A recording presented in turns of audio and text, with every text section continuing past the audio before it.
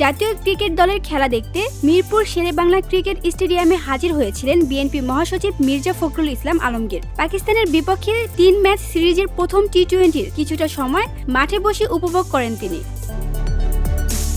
ক্রিকেটের সঙ্গে তার সম্পর্ক এবং দেশের ক্রিকেট নিয়ে নানা দিক আলোচনা উঠে আসে একটি বেসরকারি টেলিভিশন চ্যানেলের সাক্ষাৎকারে। সেখানে সাংবাদিকদের একটি প্রশ্ন ছিল, বিএনপি যদি ক্ষমতায় আসে তাহলে কি জাতীয় দলে ফিরতে পারবেন সাকিব আল হাসান?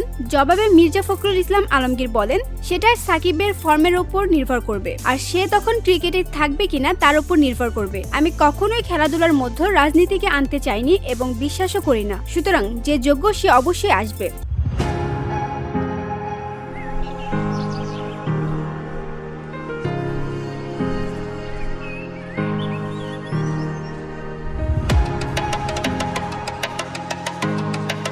দেশের অন্যতম সেরা অলরাউন্ডার সাকিব আল হাসান গেল বছরের মাঝামাঝি সময় থেকেই দেশের বাহিরে অবস্থান করছেন। দ্বাদশ সংসদ নির্বাচনে আওয়ামী লীগের প্রার্থী হয়ে সংসদ সদস্য নির্বাচিত হন তিনি। তবে ছাত্র জনতার আন্দোলনে তার নীরব ভূমিকা ও সরকারি দলের ঘনিষ্ঠতার কারণে তীব্র সমালোচনার মুখে পড়েন। এরপর পাকিস্তান ও ভারত সফরে খেললেও দেশের মাটিতে আর খেলা হয়নি সাকিবের। এদিকে জুলাইয়ের গণঅভ্যুত্থান চলাকালে গার্মেন্টস শ্রমিক রুবেল হত্যার ঘটনায় তার বিরুদ্ধে মামলাও হয়। সাথে রয়েছে একাধিক আর্থিক কেলেঙ্কারির অভিযোগ। বর্তমানে যুক্তরাষ্ট্রে অবস্থান করছেন এই তারকা ক্রিকেটার। ভিওরি বাংলা নিউজ ডেস্ক।